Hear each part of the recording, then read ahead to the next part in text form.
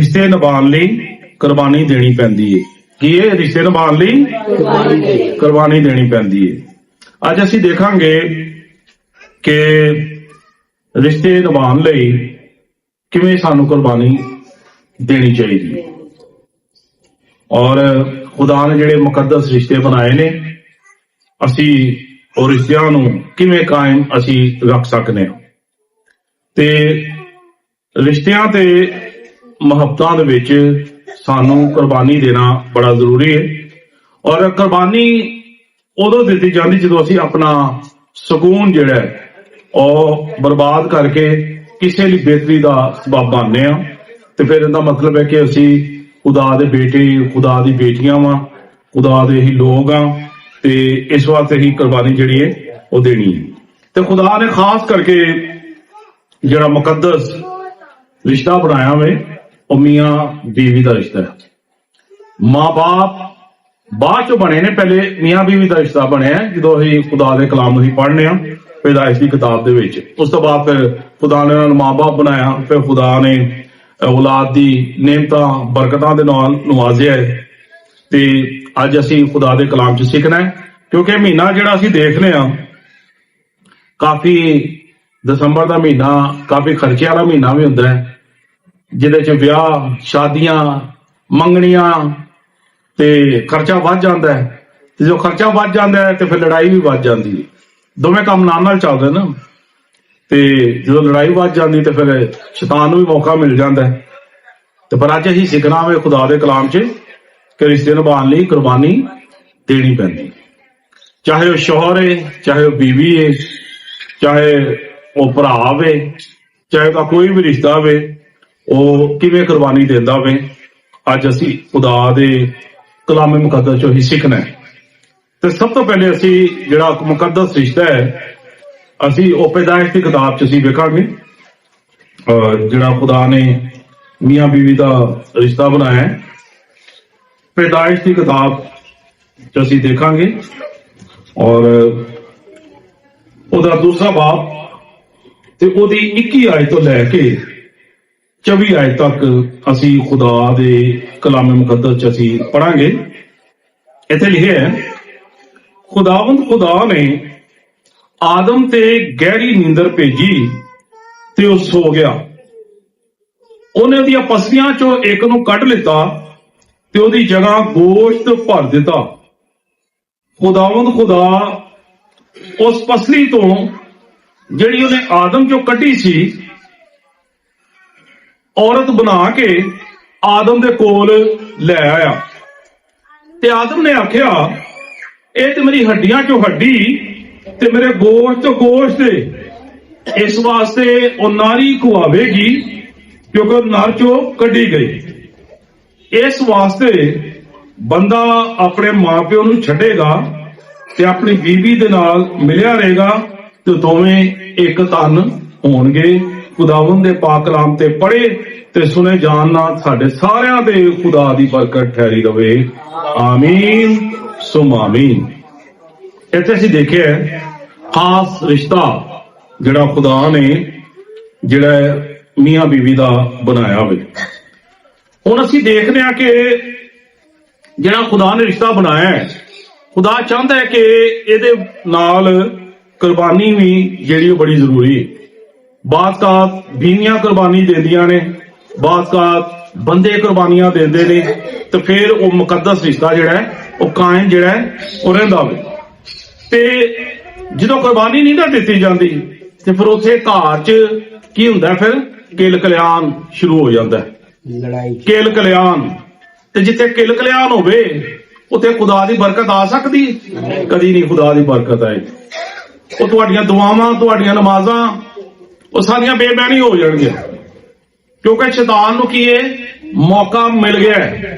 वो मौके ते मारदा चौका ते घर दा फिर वो सत्यानाश कर दिंदा ते फिर की है किल कल्याण जदों नहीं मुकनी ते बरकत कित्थों आनी? जदों किल कल्याण नहीं मुकनी ते रुपए पैसे की नेमत बरकत खुदावंद किस तरह देगा? इस वास्ते रिश्ते निभाने लई सानू कुर्बानी जिहड़ी देनी पैंदी है। इत्थे कलाम च असीं पढ़िआ कि खुदा ने ਔਰਤ ਨੂੰ ਮਦਦਗਾਰ ਬਣਾਇਆ ਹੈ। ਕੀ ਬਣਾਇਆ ਮੈਂ? ਮਦਦਗਾਰ ਬਣਾਇਆ ਮੈਂ। ਤੇ ਅੱਜ ਧਿਆਨ ਦੇ ਨਾਲ ਉਹ ਸਾਡੀਆਂ ਭੈਣਾਂ ਬੇਟੀਆਂ ਇਹ ਖੁਦਾ ਦੇ ਕਲਾਮ ਨੂੰ ਸੁਣਨ ਤਾਂ ਕਿ ਰਿਸ਼ਤਾ ਨਿਭਾਈਦਾ ਕਿਵੇਂ। ਔਰ ਜਿਨ੍ਹਾਂ ਘਰਾਂ ਦੇ ਵਿੱਚ ਕਿਲ ਕਲਿਆਣ ਰਹਿੰਦੀ ਹੈ ਨਾ, ਉਥੇ ਖੁਦਾ ਕਦੀ ਵੀ ਨਹੀਂ ਆਉਂਦਾ, ਕਿਉਂਕਿ ਉਥੇ ਖੁਦਾ ਦੀ ਬਰਕਤ ਨਹੀਂ। ਤੇ ਜਦੋਂ ਇੱਕ ਔਰਤ ਆਪਣੇ ਬੰਦੇ ਦੇ ਮੋਢੇ ਤੇ ਹੱਥ ਰੱਖ ਕੇ ਉਹਨੂੰ ਹੌਸਲਾ ਦਿੰਦੀ ਹੈ ਨਾ ਕਿ ਭਲਿਆ ਫਿਕਰ ਨਾ ਕਰ, ਕੋਈ ਗੱਲ ਨਹੀਂ, ਅਸੀਂ ਪੁਰਾਣੇ ਕੱਪੜੇ ਪਾ ਪੂ ਕੇ ਗੁਜ਼ਾਰਾ ਕਰ ਲਾਂਗੇ। ਪਰ ਮੈਨੂੰ ਕੋਈ ਇੰਜ ਦਾ ਲੱਗਦਾ ਨਹੀਂ, ਹੈ ਕੋਈ ਵੀ ਨਹੀਂ, ਲੇਕਿਨ ਹੈ ਵੀ ਨੇ ਦੁਨੀਆ 'ਚ। ਖੁਦਾ ਨੇ ਰੱਖੇ ਹੋਏ ਨੇ, ਖੁਦਾ ਨੇ ਐਸੀਆਂ ਬੇਟੀਆਂ ਰੱਖੀਆਂ ਵੀ ਹੋਈਆਂ ਨੇ ਜਿਹੜੀਆਂ ਸਬਰ ਸ਼ੁਕਰ ਕਰਕੇ ਆਪਣੇ ਘਰ ਦੇ ਸਕੂਨ ਨੂੰ ਕਾਇਮ ਰੱਖਦੀਆਂ। ਕਈ ਇੰਜ ਦੀਆਂ ਵੀ ਹੈਗੀਆਂ ਨੇ ਜਿਹੜੀਆਂ ਕਹਿੰਦੇ ਭਾਵੇਂ ਯਾਰ ਠੱਗ, ਭਾਵੇਂ ਚੋਰ ਠੱਗ, ਤੇ ਜਿੱਥੋਂ ਮਰਜ਼ੀ ਲਿਆ, ਅਸੀਂ ਤੇ ਭਾਈ ਨਵੇਂ ਕੱਪੜੇ ਪਾਣੇ ਨੇ, ਅਸੀਂ ਤੇ ਸ਼ਾਪਿੰਗ ਕਰਨੀ ਕਰਨੀ, ਅਸੀਂ ਤੇ ਸਾਰਾ ਕੁਝ ਕਰਨਾ ਹੈਗਾ। ਭਾਵੇਂ ਕਿ ਕੋਈ ਧਾਰ ਚੁੱਕ ਕੇ ਲਿਆ, ਉਸ ਘਰ 'ਚ ਫਿਰ ਕੀ ਹੈ, ਸਕੂਨ ਨਹੀਂ ਹੁੰਦਾ। ਇਨਸਾਨ ਡਿਪਰੈਸ਼ਨ ਦਾ ਸ਼ਿਕਾਰ ਹੋ ਜਾਂਦਾ। ਕਹਿੰਦੇ ਨੇ ਇਨਸਾਨ ਜਿਹੜਾ ਨਾ ਜਦੋਂ ਵੀ ਮਰਦਾ ਨਾ ਦੁੱਖਾਂ ਦੇ ਨਾਲ ਹੀ ਮਰਦਾ ਹੈ। ਤੇ ਦੁੱਖ ਕਦੋਂ ਆਉਂਦਾ? ਜਦੋਂ ਉਹਨੂੰ ਡਿਪਰੈਸ਼ਨ ਦਾ ਸ਼ਿਕਾਰ ਹੁੰਦਾ ਹੈ। ਘਰ 'ਚ ਸਕੂਨ ਨਹੀਂ ਹੁੰਦਾ, ਘਰ 'ਚ ਕਿਲ ਕਲਿਆਣ ਪਈ ਰਹਿੰਦੀ, ਘਰ 'ਚ ਮਸਲੇ ਮਸਾਇਲ ਨਹੀਂ ਮੁੱਕਦੇ। ਤੇ ਇਨਸਾਨ ਫਿਰ ਆਹਿਸਤਾ ਆਹਿਸਤਾ ਜੋ ਡਿਪਰੈਸ਼ਨ ਦਾ ਸ਼ਿਕਾਰ ਹੋ ਜਾਂਦਾ ਹੈ ਤੇ ਫਿਰ ਕਈ ਬਿਮਾਰੀਆਂ ਉਹਦੀ ਜ਼ਿੰਦਗੀ 'ਚ ਜਨਮ ਲੈਂਦੀਆਂ ਨੇ। ਤੇ ਇਸ ਵਾਸਤੇ ਜਿਹੜੇ ਰਿਸ਼ਤੇ ਨਿਭਾਉਣ ਲਈ ਕੁਰਬਾਨੀਆਂ ਦਿੰਦੇ ਨੇ ਨਾ, ਉਹਨਾਂ ਦੇ ਅੰਦਰ ਖੁਦਾ ਦਾ ਖੌਫ ਹੁੰਦਾ ਹੈ, ਖੁਦਾ ਦਾ ਡਰ ਹੁੰਦਾ ਹੈ ਕਿ ਨਹੀਂ ਇਹ ਕੁਰਬਾਨੀ ਦੇਣੀ। ਜਿਹੜੀਆਂ ਮੈਂ ਸਮਝਣਾ ਕਿ ਨਸਲੀ ਔਰਤਾਂ ਹੁੰਦੀਆਂ ਨੇ, ਨਸਲੀ ਖਾਨਦਾਨੀ, ਉਹ ਬੰਦੇ ਦੀ ਕੰਡ ਨਹੀਂ ਲੱਗਣ ਦਿੰਦੀਆਂ, ਹੈ ਕਿ ਨਹੀਂ ਇੰਜ ਦੀ ਗੱਲ। ਉਹ ਕਹਿੰਦੀ ਭਲਿਆ ਕੋਈ ਗੱਲ ਨਹੀਂ, ਪੁਰਾਣੇ ਪਾ ਕੇ ਗੁਜ਼ਾਰਾ ਕਰਾਂਗੇ, ਤੂੰ ਟੈਨਸ਼ਨ ਨਾ ਲੈ, ਤੂੰ ਸਾਡੇ ਸਿਰ ਤੇ ਸਲਾਮਤ ਰਹਿ, ਤੂੰ ਸਲਾਮਤ ਹੈ ਤੇ ਸਭ ਕੁਝ ਹੈ ਵੇ। ਮੈਂ ਕਹਿੰਦਾ ਮੌਜੂਦ ਭੈਣਾਂ ਨੇ ਜਿਨ੍ਹਾਂ ਦੇ ਸ਼ੌਹਰ ਨਹੀਂ ਹੈਗੇ, ਇਹਨਾਂ ਨੂੰ ਪੁੱਛੋ ਕੱਲੀ ਜ਼ਿੰਦਗੀ ਕਿੱਡੀ ਮੁਸ਼ਕਲਾਤ ਦੀ ਜ਼ਿੰਦਗੀ, ਔਰ ਇਹ ਕਠਨ ਜ਼ਿੰਦਗੀ ਹੈ। ਤੇ ਸਿਰ ਦਾ ਸਾਈਂ ਸਲਾਮਤ ਰਵੇ ਨਾ, ਤੇ ਫਿਰ ਬੰਦਾ ਸਾਰੀ ਜ਼ਿੰਦਗੀ ਸਕੂਨ ਦੇ ਨਾਲ ਗੁਜ਼ਾਰਦਾ ਹੈ। ਇੱਕ ਬੰਦਾ ਸੀ, ਹਾਲਾਤ ਮਾੜੇ ਹੋ ਗਏ, ਹਾਲਾਤ ਜਿਹੜੇ ਨੇ ਮਾੜੇ ਹੋ ਗਏ, ਤੇ ਬੰਦਾ ਕੀ ਕਰਦਾ ਸੀ? ਰੋਜ਼ ਦਿਹਾੜੀ ਪਰੇਸ਼ਾਨੀ, ਰੋਜ਼ ਦਿਹਾੜੀ ਮੁਸ਼ਕਲਾਤ, ਰੋਜ਼ ਦਿਹਾੜੀ ਜਿਹੜੀ ਏ ਉਹ ਆ ਕੇ ਮੂੰਹ ਲਟਕਾ ਕੇ ਬਹਿ ਜਾਣਾ। ਔਰਤ ਬੜੀ ਸਿਆਣੀ ਸੀ, ਸਮਝਦਾਰ ਸੀ। ਕਈ ਨਸਲੀ ਔਰਤਾਂ ਵੀ ਹੁੰਦੀਆਂ ਨੇ ਨਾ, ਉਹਨੇ ਆ ਕੇ ਬੰਦੇ ਦੀ ਕੰਡ ਤੇ ਹੱਥ ਰੱਖਿਆ। ਉਹਨੇ ਕਿਹਾ ਭਲਿਆ ਕਿਉਂ ਪਰੇਸ਼ਾਨ ਹੁੰਦਾ ਹੈ? ਕੀ ਹੋ ਗਿਆ ਜੇ ਅੱਜ ਪੈਸੇ ਨਹੀਂ ਹੈਗੇ? ਤੂੰ ਸਾਡੇ ਸਿਰ ਤੇ ਸਲਾਮਤ ਰਹੇਗਾ ਤੇ ਸਭ ਕੁਝ ਆਪੇ ਹੀ ਖੁਦਾ ਮੁਹੱਈਆ ਕਰ ਦੇਗਾ। ਤੂੰ ਪਰੇਸ਼ਾਨੀ ਨਾ ਲਿਆ ਕਰ, ਕੋਈ ਗੱਲ ਨਹੀਂ, ਅਸੀਂ ਸਬਰ ਸ਼ੁਕਰ ਕਰ ਲਾਂਗੇ, ਅਸੀਂ ਗੁਜ਼ਾਰਾ ਕਰ ਲਾਂਗੇ, ਅਸੀਂ ਜਿਹੜੇ ਨੇ ਉਹ ਪਿਛਲੇ ਸਾਲ ਵਾਲੀ ਪਾਪੂ ਕੇ ਨਾ ਗੁਜ਼ਾਰਾ ਕਰ ਲਾਂਗੇ। ਹੈ ਨੇ ਇੰਦੀਆਂ ਵੀ ਔਰਤਾਂ ਦੁਨੀਆ 'ਚ ਹੀ ਮੌਜੂਦ ਨੇ, ਖੁਦਾ ਨੇ ਰੱਖੀਆਂ ਨੇ, ਜਿਹੜੀਆਂ ਬੰਦਿਆਂ ਨੂੰ ਤੰਗ ਨਹੀਂ ਕਰਦੀਆਂ।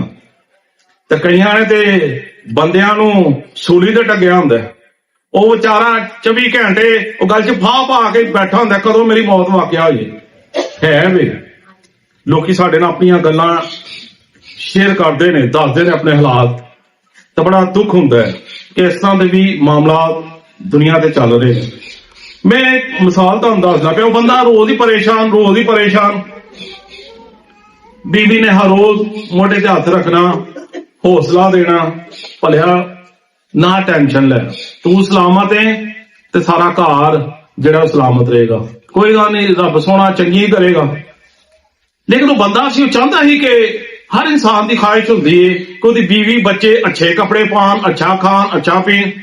ਉਹਦੇ ਵਾਸਤੇ ਬੰਦਾ ਆਪਣੀ ਜਾਨ ਵੀ ਖੋ ਦਿੰਦਾ, ਬਾਹਰ ਮੁਆਸ਼ਰੇ ਦੇ ਵਿੱਚ ਉਹ ਕੰਮ ਕਰਦਾ ਹੈ, ਮਿਹਨਤ ਕਰਦਾ ਹੈ, ਲੋਕਾਂ ਦੀਆਂ ਗੱਲਾਂ ਵੀ ਸੁਣਦਾ ਹੈ, ਕਾਹਦੇ ਲਈ? ਆਪਣੇ ਬਾਲ ਬੱਚੇ ਨੂੰ ਅੱਛਾ ਖਵਾਉਣ ਪਿਆਉਣ ਲਈ। ਲੇਕਿਨ ਜਦੋਂ ਬੰਦੇ ਹਾਲਾਤ ਹੋ ਜਾਂਦੇ ਨੇ ਨਾ, ਮੁਸ਼ਕਲਾਤ ਆ ਜਾਂਦੀਆਂ ਨੇ, ਤੇ ਫਿਰ ਇਨਸਾਨ ਪਰੇਸ਼ਾਨੀ ਦਾ ਵੀ ਸ਼ਿਕਾਰ ਹੋ ਜਾਂਦਾ ਹੈ। ਤੋ ਇੱਕ ਦਿਨ ਉਹ ਕੀ ਹੁੰਦਾ ਹੈ, ਉਹਦੀ ਬੀਵੀ ਸਿਆਣੀ ਸੀ, ਉਹਨੇ ਕਿਹਾ ਵੀ ਇਹਨੂੰ ਕੋਈ ਮੈਂ ਸਮਝਾਉਣਾ ਪਏਗਾ, ਮੇਰਾ ਬੰਦਾ ਜਿਹੜਾ ਨਾ ਹੌਸਲਾ ਛੱਡ ਗਿਆ ਹੋਵੇ। ਉਹਨੂੰ ਇੱਕ ਬਾਗ 'ਚ ਲੈ ਜਾਂਦੀ, ਬਾਗ 'ਚ ਇੱਕ ਦਰਖਤ ਦੇ ਕੋਲ ਜਾਂਦੀ ਏ।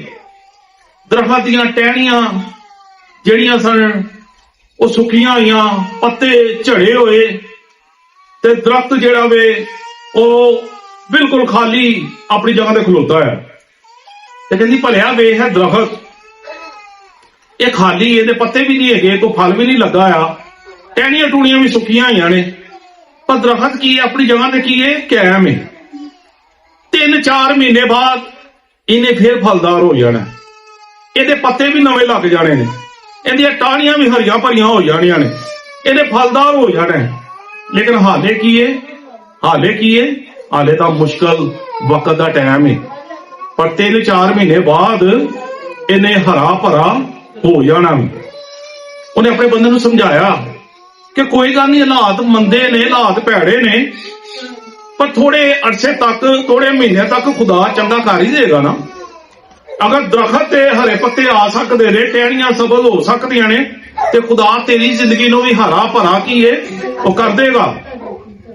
ਇਹ ਸਿਆਣੀ ਔਰਤ ਜਿਹਨੇ ਆਪਣੇ ਬੰਦੇ ਨੂੰ ਕੀ ਦਿੱਤਾ ਹੈ, ਹੌਸਲਾ ਦਿੱਤਾ ਹੈ, ਦਰਖਤ ਦੀ ਮਿਸਾਲ ਦੇ ਕੇ ਕਿ ਖੁਦਾ ਅੱਜ ਭੈੜੇ ਦਿਨ ਨੇ, ਅੱਜ ਮੰਦੇ ਦਿਨ ਨੇ, ਤੇ ਆਉਣ ਵਾਲੇ ਦਿਨਾਂ 'ਚ ਖੁਦਾ ਚੰਗੇ ਦਿਨ ਵੀ ਲੈ ਆਏਗਾ। ਖੁਦਾ ਜਿਹੜਾ ਹੈ ਕੀ ਕਰੇਗਾ, ਚੰਗੇ ਦਿਨ ਵੀ ਲੈ ਆਏਗਾ, ਤੇ ਖੁਦਾ ਚੰਗੇ ਦਿਨ ਲੈ ਆਂਦਾ ਹੈ। ਕਲਾਮ 'ਚ ਲਿਖਿਆ ਨਾ, ਅਗਰ 2 ਸ਼ਖਸ ਕਿਸੇ ਗੱਲ ਤੇ ਮੁਤਫਿਕ ਹੋਣ ਤੇ ਉਹ ਮੇਰੇ ਨਾਂ ਤੇ ਕੀ ਹੈ ਹੋ ਜਾਏਗੀ। ਜਦੋਂ ਮੀਆਂ ਬੀਵੀ ਮਿਲ ਕੇ, ਖਾਨਦਾਨ ਮਿਲ ਕੇ ਦੁਆ ਕਰਦਾ ਹੈ ਨਾ, ਤੇ ਫਿਰ ਖੁਦਾ ਸਭ ਕੁਝ ਕਰ ਦਿੰਦਾ ਹੈਗਾ। ਲੇਕਿਨ ਕਦੀ ਕਦੀ ਇਨਸਾਨ ਦੀ ਜ਼ਿੰਦਗੀ 'ਚ ਅਜ਼ਮਾਇਸ਼ਾਂ ਵੀ ਆ ਜਾਂਦੀਆਂ ਨੇ, ਅਜ਼ਮਾਇਸ਼ਾਂ ਆ ਜਾਂਦੀਆਂ ਨੇ, ਔਰ ਇਸ ਵਾਸਤੇ ਜਿਹੜਾ ਹੈ ਹੌਸਲਾ ਜਿਹੜਾ ਹੈ ਇਹ ਸਾਨੂੰ ਇੱਕ ਜਿਹੜਾ ਨਾ ਨਵੀਂ ਉਮੀਦ ਅਲੇ ਲੈ ਜਾਂਦਾ ਹੈ। ਹੌਸਲਾ ਜਿਹੜਾ ਹੈ ਇਨਸਾਨ ਨੂੰ ਇੱਕ ਤਸੱਲੀ ਦਿੰਦਾ ਹੈ ਕਿ ਵਾਕਈ ਹੌਸਲਾ ਜਿਹੜਾ ਨਾ ਉਹ ਇਨਸਾਨ ਨੂੰ ਜਿਹੜਾ ਉਹਦੀ ਜ਼ਿੰਦਗੀ 'ਚ ਸਕੂਨ ਲਿਆਉਂਦਾ ਹੈ। ਜਦੋਂ ਹੌਸਲਾ ਨਹੀਂ ਨਾ ਮਿਲਦਾ ਤੇ ਫਿਰ ਕੀ ਹੁੰਦਾ ਹੈ, ਇਨਸਾਨ ਡਿਪਰੈਸ਼ਨ ਦਾ ਸ਼ਿਕਾਰ ਹੋ ਜਾਂਦਾ ਹੈ। ਤੇ ਅੱਜ ਵੀ ਬਹੁਤ ਸਾਰੀਆਂ ਐਸੀਆਂ ਔਰਤਾਂ ਹੈ ਨੇ ਜਿਹੜੇ ਆਪਣੇ ਬੰਦਿਆਂ ਨੂੰ ਤਸੱਲੀ ਦਿੰਦੀਆਂ ਨੇ, ਹੌਸਲਾ ਦਿੰਦੀਆਂ ਨੇ ਕਿ ਤੂੰ ਸਲਾਮਤ ਹੈ ਤੇ ਸਭ ਕੁਝ ਠੀਕ ਹੈ। ਤੇ ਕਈ ਔਰਤਾਂ ਜਿਹੜੀਆਂ ਉਹ ਕਹਿੰਦੇ ਨੇ ਤੂੰ ਸਲਾਮਤ ਹੈ ਤੇ ਭਾਵੇਂ ਨਹੀਂ ਹੈ, ਠੀਕ ਹੈ ਕਿ ਨਹੀਂ, ਤੂੰ ਸਾਡੀਆਂ ਜ਼ਰੂਰਤਾਂ ਪੂਰੀਆਂ ਕਰ, ਜਿੱਥੋਂ ਮਰਜ਼ੀ ਕਰ, ਠੀਕ ਹੈ, ਭਾਵੇਂ ਫਾਂਸੀ ਚੜ੍ਹ ਤੇ ਭਾਵੇਂ ਜੋ ਮਰਜ਼ੀ ਕਰ, ਤੂੰ ਸਾਡਾ ਕੰਮ ਸਿੱਧਾ ਕਰ। ਤੋ ਇਸ ਵਾਸਤੇ ਰਿਸ਼ਤੇ ਨਿਭਾਉਣ ਲਈ ਕੀ ਹੈ, ਕੁਰਬਾਨੀ ਜਿਹੜੀ ਹੈ ਉਹ ਦੇਣੀ ਪੈਂਦੀ ਹੈ। ਫਿਰ ਇੱਕ ਰਿਸ਼ਤਾ ਅਸੀਂ ਦੇਖਦੇ ਹਾਂ ਕੁਰਬਾਨੀ ਦੇਣ ਲਈ, ਸੱਸ ਤੇ ਨੂੰਹ ਦਾ ਬੜਾ ਇੱਕ ਜ਼ਬਰਦਸਤ ਰਿਸ਼ਤਾ ਹੈਗਾ। ਸੱਸ ਤੇ ਨੂੰਹ ਦਾ ਕੀ ਹੈ, ਲੇਕਿਨ ਅੱਜ ਦੇ ਮਾਰਚ ਨਾ ਸੱਸ ਦੀ ਬਣਦੀ ਨਾ ਨੂੰਹ ਦੀ ਬਣਦੀ। ਇਹ ਅਬਲੀਸ ਦੀ ਸਭ ਤੋਂ ਵੱਡੀ ਚਾਲ ਹੈ। ਉਹ ਸੱਸ ਨੂੰਹ ਨੂੰ ਇਕੱਠਿਆਂ ਨਹੀਂ ਹੋਣ ਦਿੰਦਾ। ਅਗਰ ਸੱਸ ਚੰਗੀ ਹੈ ਤੇ ਨੂੰਹ ਨਹੀਂ ਚੰਗੀ ਨਿਕਲਦੀ, ਨੂੰਹ ਚੰਗੀ ਹੈ ਤੇ ਸੱਸ ਨਹੀਂ ਚੰਗੀ ਨਿਕਲਦੀ। ਉਹ ਸਿਸਟਮ ਜਿਹੜਾ ਉਹ ਨਿਜ਼ਾਮ ਇੰਝ ਹੀ ਚੱਲਦਾ ਰਹਿੰਦਾ। ਆਓ ਮੈਂ ਖੁਦਾ ਦੇ ਕਲਾਮ 'ਚ ਤੁਹਾਨੂੰ ਸੱਸ ਤੇ ਨੂੰਹ ਦੀ ਕਹਾਣੀ ਵੀ ਦੱਸਣਾ ਵਾ। ਰੂਤ ਦੀ ਕਿਤਾਬ ਕੱਢੋ ਮੇਰੇ ਨਾਲ, ਰੂਤ ਦੀ ਕਿਤਾਬ ਉਹਦਾ ਪਹਿਲਾ ਬਾਬ, ਉਹਦੀ 16ਵੀਂ ਤੇ 17ਵੀਂ ਆਇਤ ਅਸੀਂ ਪੜਾਂਗੇ। ਦੇਖੋ ਇਹ ਰੂਤ ਜਿਹਦਾ ਬੰਦਾ ਮਰ ਗਿਆ, ਬੰਦਾ ਇਹਦਾ ਮਰ ਗਿਆ, ਔਲਾਦ ਕੋਈ ਨਹੀਂ ਹੈਗੀ, ਤੇ ਸੱਸ ਕਹਿੰਦੀ ਗਈ ਵੀ ਹੁਣ ਤੂੰ ਜਾ ਆਪਣੇ ਪੇਕੇ ਚਲੀ ਜਾ, ਤੇ ਜੇਠਾਣੀ ਵੀ ਚਲੀ ਗਈ ਏ ਤੇ ਤੂੰ ਵੀ ਜਾ, ਠੀਕ ਹੈ, ਮੇਰੇ ਕੋਲ ਹੋਰ ਕਿਹੜੇ ਪੁੱਤਰ ਹੈਗੇ ਨੇ ਕਿ ਮੈਂ ਤੇਰਾ ਵਿਆਹ ਕਰ ਦਾਂਗੀ। ਲੇਕਿਨ ਇੱਥੇ ਰੂਤ ਦੀ ਅਸੀਂ ਗੱਲ ਸੁਣਾਂਗੇ, ਉਹਦਾ ਪਹਿਲਾ ਬਾਬ 16ਵੀਂ ਤੇ 17ਵੀਂ ਆਇਤ। ਹਾਂਜੀ ਪੜੋ, ਕੀ ਲਿਖਿਆ? रूत की किताब ਉਹਦਾ ਪਹਿਲਾ ਬਾਬ ਉਹਦੀ 16ਵੀਂ ਆਇਤ ਤੋਂ 17ਵੀਂ ਆਇਤ ਤੱਕ। रूत ने आख्या तू मिन्नत ना कर, मैं तेनू छड्डा, तेरे पिछे लौट जावां, क्योंकि जिथे तू जाएगी मैं जावांगी, जिथे तू रवेंगी मैं रवांगी, तेरे लोग मेरे लोग, तेरा खुदा मेरा खुदा, जिथे तू मरेंगी मैं भी मरांगी। ਉੱਥੇ ਹੀ ਦਫਨ ਵੀ ਹੋਵਾਂਗੀ। ਉੱਥੇ ਦਫਨ ਵੀ ਹੋਵਾਂਗੀ। ਖੁਦਾ ਮੈਨੂੰ ਇਸ ਤਰ੍ਹਾਂ ਹੀ ਕਰੇ। ਖੁਦਾ ਮੈਨੂੰ ਇਸ ਤਰ੍ਹਾਂ ਹੀ ਕਰੇ, ਬਲਕਿ ਇਹਦੇ ਤੋਂ ਜ਼ਿਆਦਾ ਕਰੇ। ਤੇ ਅਗਰ ਮੌਤ ਤੋਂ ਸਿਵਾ ਕੋਈ ਹੋਰ ਚੀਜ਼ ਮੈਨੂੰ ਤੇਰੇ ਤੋਂ ਜੁਦਾ ਕਰੇ। ਆਮੀਨ। ਇਹ ਜੇ ਚੰਗੀ ਨੌ ਦੀਆਂ ਨਿਸ਼ਾਨੀਆਂ। ਸੱਸ ਕਹਿੰਦੀ ਪਈ ਏ ਜਾ ਧੀਏ ਆਪਣੇ ਪੇਕੀ ਚਲੀ ਜਾ, ਬੰਦਾ ਤੇਰਾ ਹੈ ਨਹੀਂ, ਪੁੱਤਰ ਮੇਰਾ ਮਰ ਗਿਆ ਵੇ, ਹੁਣ ਤੂੰ ਇੱਥੇ ਰਹਿ ਕੇ ਕੀ ਕਰਨਾ ਹੈ? ਤੇ ਉਹ ਨੌ ਕਹਿੰਦੀ ਏ ਕਿ ਤੂੰ ਮੇਰੀਆਂ ਮਿੰਨਤਾਂ ਨਾ ਕਰ ਕਿ ਮੈਂ ਤੈਨੂੰ ਛੱਡ ਕੇ ਜਾਵਾਂ। ਜਿੱਥੇ ਤੂੰ ਜਾਏਂਗੀ ਮੈਂ ਉੱਥੇ ਹੀ ਜਾਵਾਂਗੀ, ਜਿੱਥੇ ਤੂੰ ਰਵੇਂਗੀ ਮੈਂ ਵੀ ਰਵਾਂਗੀ, ਤੇਰੇ ਲੋਕੀ ਮੇਰੇ ਲੋਕੀ, ਤੇਰਾ ਖੁਦਾ ਮੇਰਾ ਖੁਦਾ, ਜਿੱਥੇ ਤੂੰ ਮਰੇਗੀ ਮੈਂ ਵੀ ਮਰਾਂਗੀ, ਤੇ ਮੈਨੂੰ ਮੌਤ ਤੋਂ ਸਿਵਾ ਕੋਈ ਚੀਜ਼ ਤੇਰੇ ਤੋਂ ਜੁਦਾ ਨਹੀਂ ਕਰੇਗੀ। ਇਹ ਜੇ ਸੱਸ ਤੇ ਨੌ ਦੀ ਅਸਲ ਕਹਾਣੀ, ਮਾਡਲ, ਜਿਨ੍ਹਾਂ ਦੇ ਮੈਂ ਕਹਿੰਦਾ ਕਿ ਖੁਦਾ ਦੇ ਕਲਾਮ ਦੇ ਵਿੱਚ ਰੂਤ ਦਾ ਜ਼ਿਕਰ ਤੇ ਰੂਤ ਦਾ ਨਸਬਨਾਮਾ ਬਾਈਬਲ ਮੁਕੱਦਸ 'ਚ ਸਾਨੂੰ ਨਜ਼ਰ ਆਉਂਦਾ ਹੈ। ਰੂਤ ਦੇ ਖਾਨਦਾਨ 'ਚੋਂ ਦਾਊਦ ਪੈਦਾ ਹੋਇਆ। ਅੱਗੇ ਅਸੀਂ ਦੇਖਦੇ ਇਸੇ ਖਾਨਦਾਨ 'ਚੋਂ ਯਿਸੂ ਮਸੀਹ ਦੀ ਪੈਦਾਇਸ਼ ਸਾਨੂੰ ਨਜ਼ਰ ਆਉਂਦੀ ਹੈ। ਸਿਰਫ ਕੀ ਹੈ ਕਿ ਰਿਸ਼ਤੇ ਨਿਭਾਉਣ ਲਈ ਕੀ ਹੈ, ਕੁਰਬਾਨੀ ਦਿੱਤੀ ਹੈ। ਕਈ ਬੜੀਆਂ ਚੰਗੀਆਂ ਹੁੰਦੀਆਂ ਜਿਹੜੀਆਂ ਕੁਰਬਾਨੀ ਦਿੰਦੀਆਂ ਨੇ ਸਬਰ ਸ਼ੁਕਰ ਦੇ ਨਾਲ, ਔਰ ਉਹ ਖੁਦਾ ਦਾ ਖੌਫ, ਖੁਦਾ ਦਾ ਡਰ ਉਹਨਾਂ ਦੇ ਅੰਦਰ ਹੁੰਦਾ ਹੈ। ਕਈ ਸਬਰ ਸ਼ੁਕਰ ਨਹੀਂ ਕਰਦੀਆਂ, ਕਈਆਂ ਨੇ ਪੂਰਾ ਘਰ ਹੀ ਚੁੱਕ ਕੇ ਰੱਖਿਆ ਹੁੰਦਾ ਹੈ, ਘਰ ਦਾ ਸਕੂਨ ਦਾ ਬੇੜਾ ਗਰਕ ਹੀ ਕਰਕੇ ਰੱਖਿਆ ਹੁੰਦਾ ਹੈ। ਨਾ ਬੰਦੇ ਨੂੰ ਸਕੂਨ, ਨਾ ਬੱਚਿਆਂ ਨੂੰ ਸਕੂਨ, ਨਾ ਘਰ ਦੇ ਕਿਸੇ ਜੀਅ ਨੂੰ ਸਕੂਨ, ਉਹ ਸਕੂਨ ਹੀ ਨਹੀਂ ਹੁੰਦਾ ਲਾਈਫ ਦੇ ਵਿੱਚ। ਔਰ ਕੀ ਹੈ, ਉਹ ਔਰਤਾਂ ਮੈਂ ਸਮਝਦਾ ਉਹਨਾਂ ਦੇ ਅੰਦਰ ਖੁਦਾ ਦਾ ਨਾ ਡਰ ਹੈ ਨਾ ਖੁਦਾ ਦਾ ਖੌਫ ਹੈ। ਲੇਕਿਨ ਜਿਨ੍ਹਾਂ ਦੇ ਅੰਦਰ ਖੁਦਾ ਦਾ ਡਰ ਤੇ ਖੌਫ ਹੁੰਦਾ ਹੈ ਨਾ, ਉਹ ਕੀ ਦਿੰਦੀਆਂ ਨੇ, ਹੌਸਲਾ ਦਿੰਦੀਆਂ ਨੇ। ਉਹ ਆਪਣੀ ਸੱਸ ਨਾਲ ਵੀ ਚੰਗੀਆਂ, ਸਹੁਰੇ ਨਾਲ ਵੀ ਚੰਗੀਆਂ, ਘਰ ਦੇ ਹਰ ਜੀਅ ਨਾਲ ਚੰਗੀਆਂ, ਉਹਨਾਂ ਨੂੰ ਚੰਗਾ ਬਣ ਕੇ ਵਹਾਣਾ ਹੈ, ਕਿਉਂਕਿ ਉਹਨਾਂ ਨੂੰ ਤਰਬੀਅਤ ਇੰਜ ਦੀ ਦਿੱਤੀ ਜਾਂਦੀ ਕਿ ਧੀਏ ਚੰਗਿਆ ਬਣ ਕੇ ਵਹਾਣਾ ਹੈ। ਅੱਛਾ, ਧੀ ਚੰਗੀ ਬਣ ਕੇ ਰਵੇਗੀ ਤੇ ਕੀ ਉਹਦਾ ਰਿਜ਼ਲਟ ਮਿਲਦਾ ਹੈ? ਮਾਂ ਪਿਓ ਦੀਆਂ ਸਿਫਤਾਂ ਹੁੰਦੀਆਂ ਹੈ, ਫਲਾਣੇ ਦੀ ਧੀ, ਫਲਾਣੇ ਦੀ ਭੈਣ, ਠੀਕ ਹੈ। ਔਰ ਇਹ ਸਿਫਤਾਂ ਜਿਹੜੀਆਂ ਨੇ ਉਹ ਖਾਨਦਾਨ ਨੂੰ ਜਿਹੜਾ ਉਹ ਫਿਰ ਪੇਸ਼ ਕੀਤੀਆਂ ਜਾਂਦੀਆਂ। ਤੇ ਇੱਥੇ ਰੂਤ ਤੇ ਨਯੋਮੀ ਨੂੰ ਅਸੀਂ ਦੇਖਦੇ ਹਾਂ ਬੈਸਟ ਸੱਸ ਤੇ ਨੌਂ ਨੇ, ਜਿਵੇਂ ਦੋਸਤਾਂ ਵਾਂਗੂ ਰਹਿ ਰਹੀਆਂ ਨੇ ਨਾ, ਦੋਸਤ ਹੁੰਦੇ ਨੇ, ਇੰਜ ਇਹ ਸੱਸ ਤੇ ਨੌਂ ਹੈਗੀਆਂ ਦੋਸਤਾਂ ਵਾਂਗੂ, ਇਕੱਠੇ ਸਾਰੇ ਕੰਮ। ਤੇ ਇੱਕ ਮਿਸਾਲੀ ਜਿਹੜਾ ਬਾਈਬਲ ਮੁਕੱਦਸ 'ਚ ਇਹ ਸੱਸ ਨੌਂ ਆਏ ਨੇ। ਔਰ ਮੈਂ ਸਮਝਣਾ ਕਿ ਅੱਜ ਰੂਤ ਤੇ ਨਯੋਮੀ ਬਣਨ ਦੀ ਜ਼ਰੂਰਤ ਹੈ। ਅਗਰ ਅੱਛੀ ਜ਼ਿੰਦਗੀ ਗੁਜ਼ਾਰਨੀ ਹੈ ਔਰ ਰਿਸ਼ਤੇ ਨਿਭਾਣੇ ਨੇ ਤੇ ਫਿਰ ਰਿਸ਼ਤੇ ਨਿਭਾਉਣ ਲਈ ਕੀ ਹੈ, ਕੁਰਬਾਨੀ ਦੇਣੀ ਪੈਂਦੀ ਹੈ। ਤੇ ਰਿਸ਼ਤੇ ਨਿਭਾਉਣ ਤੋਂ ਬਗੈਰ ਕੁਰਬਾਨੀ ਜਿਹੜੀ ਹੈ ਉਹ ਨਹੀਂ ਦਿੱਤੀ ਜਾਂਦੀ। ਫਿਰ ਕੁਝ ਕੁਰਬਾਨੀਆਂ ਜਿਹੜੀਆਂ ਨੇ ਉਹ ਦਿੱਤੀਆਂ ਜਾਂਦੀਆਂ ਨੇ। ਕੁਝ ਜਿਹੜੇ ਨੇ ਉਹ ਭੈਣਾਂ ਭਰਾ ਵੀ ਕੁਰਬਾਨੀਆਂ ਦਿੰਦੇ ਨੇ। ਖੁਦਾ ਨੇ ਮੁਕੱਦਸ ਰਿਸ਼ਤਾ ਬਣਾਇਆ ਹੈ। ਅਕਸਰ ਕਿਹਾ ਜਾਂਦਾ ਹੈ ਨਾ ਕਿ ਜਦੋਂ ਮਾਂ ਪਿਓ ਕਹਿੰਦੇ ਨੇ ਮਰ ਜਾਵੇ ਤੇ ਧੀਆਂ ਦਾ ਕਹਿੰਦੇ ਨੇ ਪੇਕਾ ਖਤਮ ਹੋ ਜਾਂਦਾ ਹੈ। ਮਿਸਾਲ ਸੁਣੀ ਅਕਸਰ ਰਹੀ ਕਿ ਹੁਣ ਕਾਹਦਾ ਪੇਕਾ, ਨਾ ਮਾਂ ਰਹੀ ਨਾ ਪਿਓ ਰਿਹਾ, ਹੁਣ ਕਿੱਥੇ ਜਾਣਾ ਹੈ। ਲੇਕਿਨ ਮੈਂ ਸਮਝਦਾ ਕਿ ਰਿਸ਼ਤੇ ਨਿਭਾਉਣ ਲਈ ਜਿਹੜਾ ਹੈ ਕੁਰਬਾਨੀ ਦੇਣੀ ਪੈਂਦੀ ਹੈ। ਔਰ ਪੇਕੇ ਨੂੰ ਕਾਇਮ ਕਿੰਨੇ ਅੱਗੋਂ ਰੱਖਣਾ ਹੈ? ਮਾਂ ਪਿਓ ਤੋਂ ਬਾਅਦ ਕਿੰਨੇ ਕਾਇਮ ਰੱਖਣਾ ਪੇਕੇ ਨੂੰ? ਭਰਾਵਾਂ ਨੇ ਰੱਖਣਾ ਹੈ, ਭੈਣ ਭਰਾਵਾਂ ਨੇ ਰੱਖਣਾ ਹੈ। ਤੇ ਜੇ ਭੈਣਾਂ ਨੇ ਤੇ ਆਣਾ, ਭਰਾਵਾਂ ਨੇ ਕਾਇਮ ਰੱਖਣਾ ਹੈ। ਤੇ ਜੇ ਉਹ ਨੱਕ ਮੂੰਹ ਵੱਟਣਗੇ ਤੇ ਇਹਦਾ ਮਤਲਬ ਕਿ ਪੇਕਾ ਬਿਲਕੁਲ ਹੀ ਖਤਮ, ਕਿਉਂਕਿ ਰਿਸ਼ਤਾ ਨਹੀਂ ਨਿਭਾ ਰਹੇ। ਜਿਹੜਾ ਖੁਦਾ ਨੇ ਉਹਨਾਂ ਨੂੰ ਰਿਸ਼ਤਾ ਨਿਭਾਉਣ ਲਈ ਦਿੱਤਾ ਹੈ ਉਹ ਰਿਸ਼ਤਾ ਨਹੀਂ ਨਿਭਾ ਰਹੇ। ਤੇ ਇਸ ਵਾਸਤੇ ਰਿਸ਼ਤੇ ਨਿਭਾਉਣ ਲਈ ਜਿਹੜੇ ਕੁਰਬਾਨੀ ਦੇਣੀ ਪੈਂਦੀ ਹੈ। ਔਰ ਕਦੀ ਕਦੀ ਜਿਹੜੇ ਅਸੀਂ ਕਾਣੀ ਵੰਡ ਕਰ ਜਾਂਦੇ ਹਾਂ। ਅਸੀਂ ਕੀ ਕਰ ਰਹੇ ਹਾਂ? ਬਹੁਤ ਸਾਰੀਆਂ ਸਾਡੀਆਂ ਐਸੀਆਂ ਭੈਣਾਂ ਜਿਹੜੀ ਕਾਣੀ ਵੰਡ ਕਰਦੇ। ਇਹੀ ਕਲਾਮ ਮੈਂ ਉੱਥੇ ਸਹਾ ਕੇ ਆਇਆ ਉਹਨਾਂ ਨੂੰ। ਇਹਦੇ ਤੋਂ ਡਬਲ ਟਰਬਲ ਤਦਾਦ ਸੀ ਭੈਣਾਂ ਦੀ, ਔਰ ਜਿਨ੍ਹਾਂ ਨੂੰ ਇਹ ਖੁਦਾ ਦਾ ਕਲਾਮ ਸਿਖਾ ਕੇ ਆਇਆ। ਮੈਂ ਇਸ ਵਾਸਤੇ ਚਾਹਨਾ ਕਿ ਇਹੀ ਕਲਾਮ ਮੈਂ ਆਪਣੇ ਚਰਚ ਵੀ ਇਹਨੂੰ ਰਿਪੀਟ ਕਰਾਂ।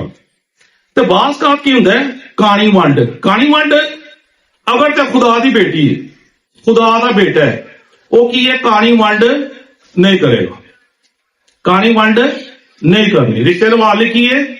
ਕੁਰਬਾਨੀ ਦੇਣੀ ਪੈਂਦੀ। ਰਾਹਤ ਬੈਠੀ ਹੈ, ਅਗਰ ਇਹਦੇ ਭੈਣਾਂ ਭਰਾ ਨੇ, ਠੀਕ ਹੈ, ਉਹ ਆਣ, ਮੈਂ ਉਹਨਾਂ ਨੂੰ ਵੈਲਕਮ ਕਰਾਂ, ਖੁਸ਼ ਆਮਦੀਦ ਕਰਾਂ, ਉਹਨਾਂ ਦੀ ਆਓ ਭਗਤ ਕਰਾਂ, ਬੜੇ ਚਾਅ ਲਾਵਾਂ। ਤੇ ਜਦੋਂ ਮੇਰੇ ਭੈਣ ਭਰਾ ਆਣ ਤੇ ਨੱਕ ਮੂੰਹ ਵੱਟੇ ਤੇ ਕੀ ਇਹ ਕਹਾਣੀ ਵੰਡੇ, ਕੀ ਇਹਦਾ ਮਤਲਬ ਹੈ ਕਿ ਸਾਨੂੰ ਦੋਵਾਂ ਨੂੰ ਇਕੁਅਲ ਰਹਿਣ ਦੀ ਜ਼ਰੂਰਤ ਹੈ।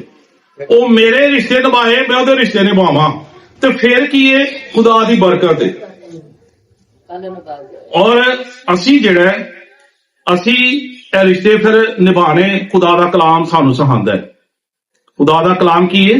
ਸਾਨੂੰ ਰਿਸ਼ਤੇ ਨਿਭਾਉਣ ਦੀ ਤਰਬੀਅਤ ਦਿੰਦਾ ਹੈ। ਔਰ ਖਾਸ ਕਰਕੇ ਮੈਂ ਕਹਿੰਦਾ ਕਿ ਮੀਆਂ ਬੀਵੀ ਦਾ ਰਿਸ਼ਤਾ ਖੁਦਾ ਨੇ ਜਿਹੜਾ ਕਾਇਮ ਕੀਤਾ ਵੇ, ਇਹਨੂੰ ਨਿਭਾਉਣਾ ਜਿਹੜਾ ਹੈ ਉਹ ਬੜਾ ਜ਼ਰੂਰੀ ਹੈ। ਕਹਾਣੀ ਵੰਡ ਕਦੀ ਜ਼ਿੰਦਗੀ 'ਚ ਨਾ ਕਰਨਾ। ਕਹਾਣੀ ਵੰਡ ਜਦੋਂ ਕਰੋਗੇ ਇਹਦਾ ਮਤਲਬ ਹੈ ਕਿ ਖੁਦਾ ਦੀ ਬਰਕਤ ਜਿਹੜੀ ਹੈ ਉਹ ਤੁਹਾਡੇ ਤੇ ਨਹੀਂ। ਫਿਰ ਅਸੀਂ ਦੇਖਦੇ ਹਾਂ ਕਿ ਰਿਸ਼ਤੇ ਜਿਹੜੇ ਨੇ ਉਹ ਬਾਸਾਤ ਭਰਾ ਨਿਭਾਉਂਦੇ ਨੇ। ਠੀਕ ਹੈ, ਉਹ ਨਿਭਾਉਂਦੇ ਨੇ, ਭਰਾ ਨਿਭਾਉਂਦੇ ਨੇ। ਇਹ ਬੜੀ ਵੱਡੀ ਬਰਕਤ ਦਾ ਰਾਜ ਜੇ। ਇਹ ਜਿਹਨੂੰ ਮੁਕਾਫਾ ਮਿਲ ਜਾਂਦਾ ਹੈ ਨਾ, ਸਮਝ ਲਓ ਕਿ ਖੁਦਾ ਦੇ ਫਿਰ ਵਾਰੇ ਨਿਆਰੇ ਕਰ ਦਿੰਦਾ ਜੀ। ਤੇ ਜੇ ਅਸੀਂ ਵੇਖ ਕੇ ਨੱਕ ਮੂੰਹ ਵਟਾਂਗੇ, ਠੀਕ ਹੈ ਕਿ ਨਹੀਂ, ਜਾਂ ਔਰਤਾਂ ਜਿਹੜੀਆਂ ਨੇ ਉਹ ਬੰਦੇ ਦੇ ਭੈਣ ਭਰਾਵਾਂ ਨੂੰ ਵੇਖ ਕੇ ਨੱਕ ਮੂੰਹ ਵਟਣ, ਪੁੱਛ ਗਿੱਛ ਨਾ ਕਰਨ, ਠੀਕ ਹੈ, ਤੇ ਬੰਦਾ ਜਿਹੜਾ ਵੇ ਉਹ ਬੁੱਢੀ ਦੇ ਭੈਣ ਭਰਾਵਾਂ ਨੂੰ ਆਓ ਭਗਤ ਕਰੇ, ਸਾਰੇ ਕੰਮ ਕਰੇ, ਤੇ ਇਹਦਾ ਮਤਲਬ ਕਿ ਕਹਾਣੀ ਵੰਡੇ। ਦੋਵੇਂ ਰਿਸ਼ਤੇ ਜਿਹੜੀ ਔਰਤ ਦੋਵੇਂ ਰਿਸ਼ਤੇ ਕਾਇਮ ਕਰ ਲੈਂਦੀ ਨਾ, ਮੈਂ ਕਹਿੰਦਾ ਜੰਨਤੀ ਔਰਤ ਜੀ। ਉਹਦੇ ਤੇ ਆਫਰੀ ਨੇ, ਉਹਨੂੰ ਐਪਰੀਸ਼ੀਏਟ ਕਰਨਾ ਚਾਹੀਦਾ ਹੈ ਕਿ ਉਹ ਦੋਵੇਂ ਰਿਸ਼ਤੇ ਕੀ ਹੈ ਨਿਭਾ ਰਹੀ ਹੈ, ਆਪਣੇ ਰਿਸ਼ਤੇ ਵੀ ਤੇ ਬੰਦੇ ਦੇ ਰਿਸ਼ਤੇ ਵੀ। ਤੇ ਫੇਰ ਕੀ ਹੈ? ਇਹਦਾ ਮਤਲਬ ਕਿ ਉਹ ਕੁਰਬਾਨੀ ਦੇ ਰਹੀ ਹੈ। ਰੂਥ ਤੇ ਨਿਓਮੀ ਨੂੰ ਹੀ ਵੇਖਦੇ ਆ, ਔਰ ਮੈਂ ਸਮਝਣਾ ਕਿ ਬੜਾ ਅੱਛਾ ਇਹਨਾਂ ਨੇ ਰਿਸ਼ਤਾ ਨਿਭਾਇਆ ਹੈ, ਔਰ ਬਾਈਬਲ ਮੁਕੱਦਸ 'ਚ ਇਹਨਾਂ ਦੀ ਮਿਸਾਲ ਜਿਹੜੀ ਹੈ ਉਹ ਮਿਲਦੀ ਹੈ। ਫਿਰ ਅਸੀਂ ਦੇਖਦੇ ਹਾਂ ਘਰ ਦੇ ਵਿੱਚ ਜਦੋਂ ਅਕਸਰ ਉਹ ਘਰ ਦੇ ਵਿੱਚ ਵੱਡਾ ਮੁੰਡਾ ਹੁੰਦਾ ਹੈ ਨਾ, ਜਾਂ ਵੱਡੀ ਕੁੜੀ, ਤੇ ਉਹ ਵੀ ਕੁਰਬਾਨੀ ਦੇ ਰਹੇ ਹੁੰਦੇ ਨੇ ਖਾਨਦਾਨ ਲਈ। ਕੀ ਦੇ ਰਹੇ ਹੁੰਦੇ ਨੇ? ਕੁਰਬਾਨੀ ਦੇ ਰਹੇ ਹੁੰਦੇ ਨੇ, ਉਹ ਰਿਸ਼ਤੇ ਨਿਭਾ ਰਹੇ ਨੇ। ਖਾਸ ਕਰਕੇ ਘਰ 'ਚ ਸਾਡੇ ਕੋਲ ਵੱਡਾ ਹੋਵੇ ਨਾ, ਤੇ ਵੱਡਾ ਕੀ ਹੁੰਦਾ ਹੈ? ਉਹ ਕੁਰਬਾਨੀ ਦਿੰਦਾ ਹੈ। ਉਹ ਹਰ ਜਗ੍ਹਾ ਤੈਨੂੰ ਗਮੀ ਖੁਸ਼ੀ ਤੇ ਪਿਸਣਾ ਪੈਂਦਾ ਹੈ, ਕਿਉਂਕਿ ਉਹ ਕੀ ਕਰ ਰਿਹਾ? ਰਿਸ਼ਤੇ ਨਿਭਾ ਰਿਹਾ ਹੈ। ਬਾਤ ਕਰ ਤੁਸੀਂ ਦੇਖੋ, ਜਿੰਨੇ ਵੀ ਛੋਟੇ ਭੈਣ ਭਰਾ ਅੱਜ ਮੁਆਸ਼ਰੇ 'ਚ ਹੀ ਦੇ ਨੇ, ਹਰ ਇੱਕ ਨੇ ਆਪਣੀ ਗੰਢ ਗੁਥਲੀ ਵੱਖਰੀ ਰੱਖੀ ਹੁੰਦੀ, ਆਪਣੇ ਕੰਮ ਹੀ ਸਾਰੇ ਕਰ ਰਹੇ ਹੁੰਦੇ ਆ। ਤੇ ਜਦੋਂ ਕੋਈ ਖਾਸ ਮੌਕਾ ਆਉਂਦਾ ਹੈ ਨਾ, ਤੇ ਵੱਡਾ ਭਰਾ ਪੁੱਛਦਾ ਹੈ ਨਾ, ਤੂੰ ਕਹਿੰਦੇ ਸਾਡੇ ਕੋਲ ਤਾਂ ਕੁਛ ਹੈ ਹੀ ਨਹੀਂ, ਲੇਕਿਨ ਆਪਣੇ ਕੰਮ ਅਸੀਂ ਕੀ ਹੈ ਟਿਕਾ ਕੇ ਕਰ ਰਹੇ ਹੁੰਦੇ। ਉਹ ਫਿਰ ਕੀ ਹੁੰਦਾ ਹੈ ਕਿ ਜਿਵੇਂ ਖੋਤੇ ਤੇ ਬੋਝ ਨਹੀਂ ਲੱਦਿਆ ਹੁੰਦਾ, ਕਹਿੰਦੇ ਖੋਤੇ ਨੂੰ ਵਾਹੀ ਜੋ ਵੀ ਜਿੰਨਾ ਵਾਹ ਸਕਦੇ, ਅਸੀਂ ਖਾਨਦਾਨਾਂ 'ਚ ਇੱਕ ਖੋਤਾ ਰੱਖਿਆ ਹੁੰਦਾ ਹੈ ਜਿਹਦੇ ਤੇ ਅਸੀਂ ਬੋਝ ਪਾਈ ਜਾਂਦੇ, ਬੋਝ ਪਾਈ ਜਾਂਦੇ, ਬੋਝ ਪਾਈ ਜਾਂਦੇ, ਵੀ ਚੁੱਕੀ ਜਾਵੇ। ਸਾਨੂੰ ਪਤਾ ਹੁੰਦਾ ਨੇ ਚੁੱਕ ਲੈਣਾ।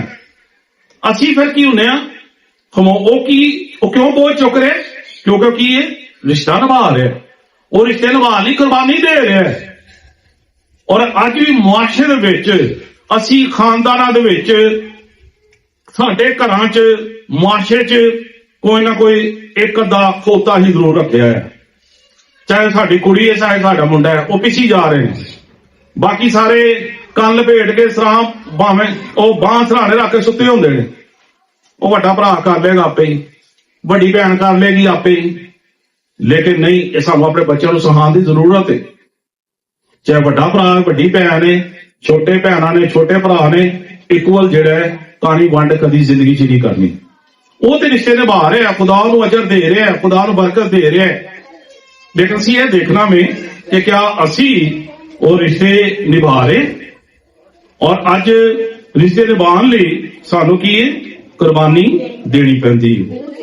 ਇੱਕ ਬੰਦੇ ਤੇ ਕਦੀ ਵੀ ਜਿਹੜੇ ਨੇ ਆਪਣਾ ਭਾਰ ਨਹੀਂ ਪਾਣਾ ਕਿ ਇਹ ਇਕੱਲੇ ਬੰਦਾ ਚੁੱਕੀ ਫਿਰੇ, ਬਲਕਿ ਬਾਅਦ ਵਿੱਚ ਜਦੋਂ ਅਸੀਂ ਮਿਲ ਜਾਂਦੇ ਆ ਤਾਂ ਕਹਿੰਦੇ ਨੇ ਇੱਕ ਤੇ ਇੱਕ ਕਿੰਨੇ ਹੁੰਦੇ ਨੇ, 11 ਬਣ ਜਾਂਦੇ ਨੇ, ਤੇ ਕੰਮ ਬੜਾ ਆਸਾਨ ਹੋ ਜਾਂਦਾ ਹੈ, ਕੰਮ ਬੜਾ ਜਲਦੀ ਨਾਲ ਹੋ ਜਾਂਦਾ ਹੈ। ਤੇ ਰਿਸ਼ਤੇ ਨਿਭਾਉਣੇ ਜਿਹੜੇ ਨੇ ਉਹ ਕੋਈ ਸੌਖੇ ਕੰਮ ਨਹੀਂ ਹੈਗੇ। ਰਿਸ਼ਤੇ ਨਿਭਾਉਣ ਲਈ ਕੁਰਬਾਨੀ ਦੇਣੀ ਪੈਂਦੀ। ਕਈ ਤੇ ਵੈਸੇ ਰਿਸ਼ਤੇ ਛੱਡ ਜਾਂਦੇ ਨੇ ਨਾ, ਜਿਹਦੇ ਕੋਲ 4 ਪੈਸੇ ਆ ਉਹ ਕਹਿੰਦੇ ਹੁਣ ਕਾਹਦੇ ਰਿਸ਼ਤੇਦਾਰ, ਉਹ ਵੈਸੇ ਹੀ ਛੱਡ ਜਾਂਦੇ ਨੇ ਆਪਣੇ ਦੂਜੇ ਭੈਣ ਭਰਾਵਾਂ ਨੂੰ, ਕਿਉਂਕਿ ਉਹਨਾਂ ਕੋਲ ਪੈਸਾ ਆ ਗਿਆ, ਉਹਨਾਂ ਕੋਲ ਰੁਤਬਾ ਆ ਗਿਆ, ਉਹਨਾਂ ਨੇ ਆਪਣੇ ਭੈਣ ਭਰਾ ਛੱਡ ਦਿੱਤੇ। ਮਾਸ਼ਰੇ 'ਚ ਬਹੁਤ ਸਾਰੇ ਐਸੇ ਲੋਕ ਨੇ ਜਿਨ੍ਹਾਂ ਨੇ ਆਪਣੇ ਭੈਣ ਭਰਾ ਛੱਡ ਦਿੱਤੇ ਹੋਏ ਨੇ, ਉਹ ਫਿਰ ਕੀ ਕਰਦੇ ਨੇ, ਬਾਹਰ ਭੈਣ ਭਰਾ ਲੱਭਦੇ ਨੇ, ਬਾਹਰ ਬਣਾਉਂਦੇ ਨੇ। ਜਿਹੜੇ ਮਾਂ ਦੇ ਨਾਲ ਜੰਮੇ ਨੇ ਨਾ, ਉਹਨਾਂ ਨੂੰ ਛੱਡ ਦਿੱਤਾ ਹੈ, ਤੇ ਬਾਹਰੋਂ ਸੱਜੇ ਖੱਬੇ ਕਿਸੇ ਨੇ ਭੈਣ ਬਣਾ ਲਿਆ, ਕਿਸੇ ਨੇ ਭਰਾ ਬਣਾ ਲਿਆ, ਅਸੀਂ ਨਵੇਂ ਰਿਸ਼ਤੇ ਕਾਇਮ ਕਰਨੇ ਆ। ਖੁਦਾ ਦੇ ਰਿਸ਼ਤੇ ਛੱਡ ਦਿੱਤੇ ਤੇ ਇਨਸਾਨਾਂ ਦੇ ਰਿਸ਼ਤੇ ਅਸੀਂ ਫੜ ਲਿੱਤੇ। ਔਰ ਕੀ ਇਹ ਕਹਾਣੀ ਵੰਡੇ, ਔਰ ਖੁਦਾ ਪਸੰਦ ਨਹੀਂ ਕਰਦਾ, ਖੁਦਾ ਨਫ਼ਰਤ ਕਰਦਾ ਹੈ। ਇਸ ਵਾਸਤੇ ਅਗਰ ਅੱਛਾ ਰਿਸ਼ਤਾ ਨਿਭਾਉਣਾ ਹੈ ਨਾ, ਅੱਛਾ ਰਿਸ਼ਤਾ, ਤੇ ਇਹਦਾ ਮਤਲਬ ਉਹਦੇ ਲਈ ਤੁਹਾਨੂੰ ਕੁਰਬਾਨੀ ਦੇਣੀ ਪਏਗੀ। ਤੁਸੀਂ ਆਪਣੀਆਂ ਖਾਹਿਸ਼ਾਂ ਨੂੰ ਮਾਰ ਦੋਗੇ, ਆਪਣੀਆਂ ਜ਼ਰੂਰਤਾਂ ਛੱਡ ਦੋਗੇ, ਤੁਸੀਂ ਕਹੋਗੇ ਨਹੀਂ ਚਲੋ ਮੇਰੀ ਖੈਰ ਹੈ, ਕੋਈ ਗੱਲ ਨਹੀਂ, ਇਹ ਕੰਮ ਹੁੰਦਾ ਪਿਆ ਤੇ ਇਹਨੂੰ ਕਰ ਲੈਣੇ। ਇਹਦਾ ਮਤਲਬ ਕਿ ਤੁਸੀਂ ਕੁਰਬਾਨੀ ਦੇ ਦਿਓ। ਤੇ ਕੁਰਬਾਨੀ ਜਿਹੜੀ ਹੈ ਉਹ ਖੁਦਾ ਨੂੰ ਪਸੰਦ ਹੈ, ਖੁਦਾ ਬਰਕਤ ਦਿੰਦਾ ਹੈ। ਇਸ ਵਾਸਤੇ ਮੀਆਂ ਬੀਵੀ ਇੱਕ ਦੂਜੇ ਲਈ ਕੁਰਬਾਨੀ ਦੇਣ, ਇੱਕ ਦੂਜੇ ਨੂੰ ਹੌਸਲੇ ਨੂੰ ਵਧਾਉਣ, ਇੱਕ ਦੂਜੇ ਨੂੰ ਹੌਸਲਾ ਦੇਣ। ਅਗਰ ਹੌਸਲਾ ਨਹੀਂ ਦੇਣਗੇ ਤੇ ਫਿਰ ਘਰ 'ਚ ਸ਼ੈਤਾਨ ਦਾ ਮੌਕਾ ਮਿਲੇਗਾ। ਕੀ ਲਿਖਿਆ ਹੈ ਕਲਾਮ 'ਚ ਕਿ ਉਹ ਦਰਵਾਜ਼ੇ ਤੇ ਦੁਬਕਿਆ ਬੈਠਿਆ। ਉਹ ਤੇ ਤਲਾਸ਼ 'ਚ ਹੈਗਾ, ਉਹ ਤੇ ਚਾਹਦੇ ਨਹੀਂ ਕਿ ਮੀਆਂ ਬੀਵੀ ਖੁਸ਼ ਰਹਿਣ। ਉਹ ਤੇ ਘਰ 'ਚ ਲੜਾਈ ਝਗੜਾ ਪਸੰਦ ਕਰਦਾ, ਕਿਲ ਕਲਿਆਂ ਨੂੰ ਚਾਹਦਾ ਚੱਲਦੀ ਰਵੇ। ਉਹ ਕਹਿੰਦਾ ਚੱਲਦੀ ਰਹੇਗੀ ਤਾਂ ਫਿਰ ਸ਼ੈਤਾਨ ਖੁਸ਼ ਹੋਏਗਾ ਨਾ। ਇਹ ਕਿਲ ਕਲਿਆਂ ਨੂੰ ਕਿਹਨੇ ਖਤਮ ਕਰਨਾ ਹੈ? ਕਿਹਨੇ ਕਰਨਾ ਹੈ? ਇਨਸਾਨ ਨੇ। ਉਹ ਕਿਹਨੇ ਕਰਨਾ ਕਿਲ ਕਲਿਆਂ ਨੂੰ ਖਤਮ? ਬੰਦੇ ਨੇ ਨਹੀਂ ਕਰਨਾ, ਔਰਤ ਨੇ ਕਰਨਾ ਹੈ। ਇਹ ਔਰਤ ਦੇ ਹੱਥ ਵੱਸ 'ਚ ਹੈ ਵੇ। ਉਹ ਘਰ ਨੂੰ ਭਾਵੇਂ ਜੰਨਤ ਬਣਾ ਦੇ ਤੇ ਭਾਵੇਂ ਦੋਜ਼ਖ ਬਣਾ ਦੇ। ਕਲਾਮ 'ਚ ਲਿਖਿਆ ਨਾ ਕਿ ਅਕਲਮੰਦ ਔਰਤ ਆਪਣਾ ਘਰ ਬਣਾਉਂਦੀ ਏ, ਪਰ ਅਹਿਮਕ ਉਹਨੂੰ ਆਪਣੇ ਹੱਥੀ ਬਰਬਾਦ ਕਰਦੀ ਹੈ। ਅਗਰ ਮੈਂ ਸਮਝਣਾ ਕਿ ਉਹ ਜੰਨਤ ਬਣਾਉਣ ਵਾਲੀ ਨਾ ਹੌਸਲਾ ਦੇਗੀ, ਉਹ ਤੁਹਾਡੀ ਜੇਬ ਨੂੰ ਜਾਣਦੀ ਕਿ ਕਿੰਨਾ ਕਿ ਮੇਰਾ ਬੰਦਾ ਕਮਾਉਂਦਾ ਹੈ, ਕਿੰਨੇ ਕਿ ਮੇਰੇ ਬੰਦੇ ਦੀ ਇਨਕਮ ਹੈ, ਉਹਦੇ ਮੁਤਾਬਕ ਉਹ ਚੱਲਦੀ ਹੈ। ਖੁਦਾ ਨੇ ਉਹਨੂੰ ਅਕਲ ਦਿੱਤੀ ਹੈ, ਖੁਦਾ ਨੇ ਉਹਨੂੰ ਜ਼ੇਨ ਦਿੱਤਾ ਹੈ। ਹੁਣ ਪਤਾ ਹੈ ਕਿ ਮੈਂ ਵੱਧ ਚੜ ਕੇ ਕੰਮ ਜਿਹੜਾ ਹੈ ਉਹ ਨਹੀਂ ਕਰਨਾ, ਮੈਂ ਓਨਾ ਹੀ ਕਰਨਾ ਜਿੰਨੇ ਖੁਦਾ ਨੇ ਮੈਨੂੰ, ਜਿੰਨੇ 'ਚ ਮੈਨੂੰ ਰੱਖਿਆ ਹੈ। ਤੇ ਰਿਸ਼ਤੇ ਨਿਭਾਉਣ ਲਈ ਕੀ ਹੈ? ਕੁਰਬਾਨੀ ਜਿਹੜੀ ਹੈ ਉਹ ਦੇਣੀ ਪੈਂਦੀ ਹੈ। ਅਗਰ ਤੁਸੀਂ ਕੁਰਬਾਨੀ ਦੇਣਾ ਸਿੱਖ ਲਿੱਤਾ ਤੇ ਮੈਂ ਸਮਝਦਾ ਵਾਂ ਕਿ ਖੁਦਾ ਦੀ ਬਰਕਤ, ਖੁਦਾ ਦਾ ਜਲਾਲ ਹਮੇਸ਼ਾ ਤੁਹਾਡੇ ਤੇ ਠਹਿਰਿਆ ਰਹੇਗਾ। ਇਸ ਵਾਸਤੇ ਇੱਕ ਦੂਜੇ ਦਾ ਅਹਿਸਾਸ ਕਰਨਾ ਹੈ, ਫਿਕਰ ਕਰਨੀ ਹੈ, ਤਾਂ ਕਿ ਅੱਛੇ ਰਿਸ਼ਤੇ ਨਿਭਾ ਕੇ ਅਸੀਂ ਅੱਛੀਆਂ ਯਾਦਾਂ, ਅੱਛਾ ਵਕਤ, ਅੱਛੀਆਂ ਮਿਸਾਲਾਂ ਖਾਨਦਾਨ ਦੇ ਵਿੱਚ ਇੱਕ ਨਾਂ, ਮਾਸ਼ਰੇ 'ਚ ਇੱਕ ਨਾਂ ਹੋਣਾ ਚਾਹੀਦਾ ਹੈ ਕਿ ਵਾਕਈ ਇਹ ਬੰਦੇ ਨੇ ਵਾਕਈ ਮੇਰੇ ਰਿਸ਼ਤੇ ਨਿਭਾਏ ਨੇ। ਤੇ ਜਿਹੜੇ ਰਿਸ਼ਤੇ ਛੱਡ ਦਿੰਦੇ ਨੇ ਨਾ, ਉਹਨਾਂ ਦਾ ਤਾਂ ਖੁਦਾ ਹੀ ਮਾਲਕ ਹੈ, ਉਹਨਾਂ ਨੇ ਤਾਂ ਖੁਦਾ ਨੂੰ ਜਵਾਬ ਦੇਣਾ ਹੀ ਦੇਣਾ ਜਿਹੜੇ ਰਿਸ਼ਤੇ ਛੱਡ ਗਏ ਨੇ। ਲੇਕਿਨ ਮੈਂ ਕਹਿੰਦਾ ਕਿ ਰਿਸ਼ਤੇ ਆਪਣੇ ਛੱਡਿਓ ਨਾ, ਰਿਸ਼ਤੇ ਨਿਭਾਓ। ਅਗਰ ਰਿਸ਼ਤੇ ਜਿੱਥੇ ਨਿਭਾਣੇ ਨੇ ਉੱਥੇ ਪੈਸੇ ਨੂੰ ਨਾ ਵੇਖੋਗੇ, ਉੱਥੇ ਆਪਣੇ ਵਕਤ ਨੂੰ ਨਾ ਦੇਖੋ, ਆਪਣੀਆਂ ਖਾਹਿਸ਼ਾਂ, ਆਪਣੀਆਂ ਜ਼ਰੂਰਤਾਂ ਮਾਰ ਕੇ ਉਹ ਰਿਸ਼ਤਾ ਜ਼ਰੂਰ ਨਿਭਾਓ, ਤਾਂ ਕਿ ਖੁਦਾ ਜਦੋਂ ਅਸਮਾਨ ਤੇ ਖੁਸ਼ ਹੋਵੇਗਾ ਤੇ ਜ਼ਮੀਨ ਤੇ ਤੁਸੀਂ ਪਾਬਰਕਤ ਜ਼ਿੰਦਗੀ ਗੁਜ਼ਾਰੋਗੇ।